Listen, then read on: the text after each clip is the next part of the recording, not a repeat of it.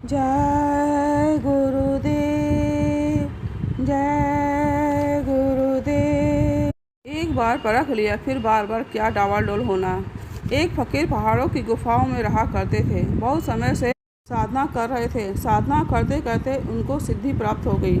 सिद्धि प्राप्त होने से क्या हुआ कि वो जो कुछ कहते सिद्धियां कर देती। उनके यहाँ आने वालों की भीड़ जमा होने लगी। साधना करने वाला साधक होता है, और अगर वह गिरने वाला हो तो महात्मा संभाल लेते हैं। संत मत के रास्ते में सिद्धियां विद्यां कुछ नहीं। संत मत की साधना उल्टा है। जिधर से आए हो उधर उलट जाओ। अभी तो आप पीठ की हो, तुम इसी दुनिया में जकड़े हो।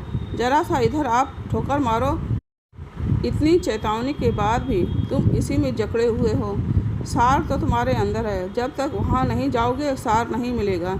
एक महात्मा जी उस फकीर की तरफ से गुजरे।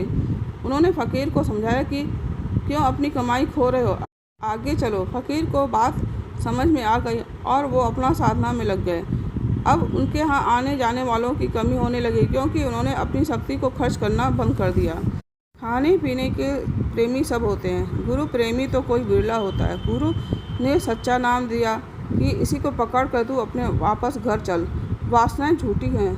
जो चीज़ है नीरस है, नीरस रहेगी। यह सब आपका भ्रम है कि हमें रस मिलता है, उसी में लगे हुए हो। अगर रस मिलता होता तो तुम निराश और दुखी क्यों होते। गुरु की महिमा कोई नहीं कर सका, ना कर सकता है और ना कर सकेगा। हमको यह जानने की ज़रूरत नहीं है कि वो कौन है। एक बार परख लिया तो बार बार क्या डावाडोल होना। जो वह कहें वह करो। लेना देना पाप पूर्ण का है। अगर कर्म नहीं है तो कुछ नहीं कर सकता। संत सबसे छोटे होते हैं, उनसे छोटा कोई नहीं हो सकता।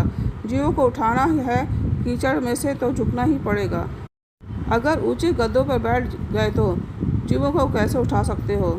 स्वामी जी महाराज कहा करते थे कि अगर महात्मा चुप भी बैठे रहें तो कुछ ना कुछ करते रहते हैं। वह जीवों का काम करते रहते हैं कि जब कभी इनको मनुष्य शरीर मिलेगा तो कोई ना कोई महापुरुष मिल जाएंगे और इनकी जीवात्मा का काम होगा। ऐसा मत समझो कि वो खाली बैठे रहते हैं। बहुत समय हो गया यहाँ रहते रहते, जन्मते मरते मन विकारों में उलझ गया। इसी कारण तो जन्म और मरण हो रहा है। मन को जीतना है तो महात्माओं के पास जाना है। जो वह कहें वो करो। अपनी इच्छा से करोगे तो यह वश में नहीं होगा। निराधार है, वह वश में नहीं होगा। उसको आधार चाहिए। एक आदमी मेरे पास आया और कहने लगा कि हमको नामदान दीजिए, हम भजन करेंगे। उसको नामदान दिया। 2-4 दिन भजन में बैठा, फिर मेरे पास आया और कहने लगा भजन किया पर मुझे कुछ नहीं हुआ।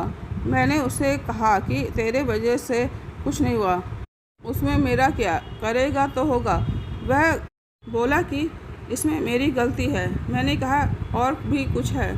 मैंने उससे पूछा कि कभी कुछ गंदी चीज़ें खाई पी हैं। उसने कहा कि हम तो जन्म के शाकाहारी हैं। मैंने कहा कि अगर तू शाकाहारी होता तो भजन का असर तेरे ऊपर होता। इतने में एक दूसरा आदमी आया और मुझसे कहने लगा महाराज जी, मेरे देखते इसने सैकड़ों मुर्गी काटे हैं। यही तो बात है, बदला देना पड़ेगा। तू अपनी कमजोरी को छिपाए रहता है। कहने का यह है कि जो पहले कह रहे थे वही अब भी कह रहे हो, और तो क्या फ़ायदा होगा। ना लोक सुधरेगा ना परलोक बनेगा। बदल जाओ और खार पर बैठे तो मालिक दया कर दे। गुरु की बात तो मानो, गंभीर हो जाओ। संसार से उदास होकर अपने को बदल दो, उसकी दया होगी। करना कराना है तो कराने वाला कराएगा और करने वाला करेगा। शरीर तो नाश हो जाएगा पर आत्मज्ञान कभी नाश नहीं होगा।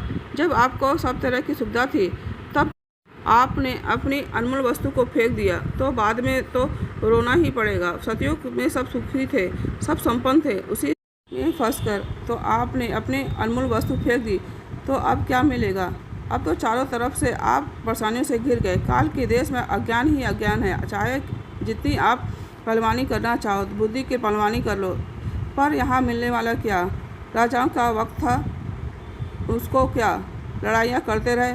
जब उनको कोई फ़कीर मिल गया तो और समझाया कि तू क्या करता है। राजा तो प्रजा की रक्षा करने के लिए होता है, तूने खून खच्चर कर दिया। उसको बात लग गई और सब कुछ छोड़कर जंगल की ओर भागे। महात्मा ने कहा कि जंगल जाने से कुछ नहीं होगा, महात्माओं की खोज करो और उनकी बात मानो। जब राजा ने यह किया तो महात्माओं की दया हुई और वह फ़कीर हो गया। जरा जरा सी चीज़ के लिए तुम रोते हो, मांगने चले आते हो कि 16 साल शादी के हो गए, बच्चे नहीं हैं, बच्चा दे दीजिए। जिसे जिसे बच्चे नहीं हैं वे रो रहे हैं। यह नहीं कि भाग से रास्ता मिल गया, गुरु मिल गए तो अपने जीव का काम करें। गुरु के चरणों में बहुत लाइट है, उसको पकड़कर काल को हरा दो। वह अब कुछ नहीं कर सकता क्योंकि तुम्हारे सारे कर्मों की लाइट ने साफ कर दिया।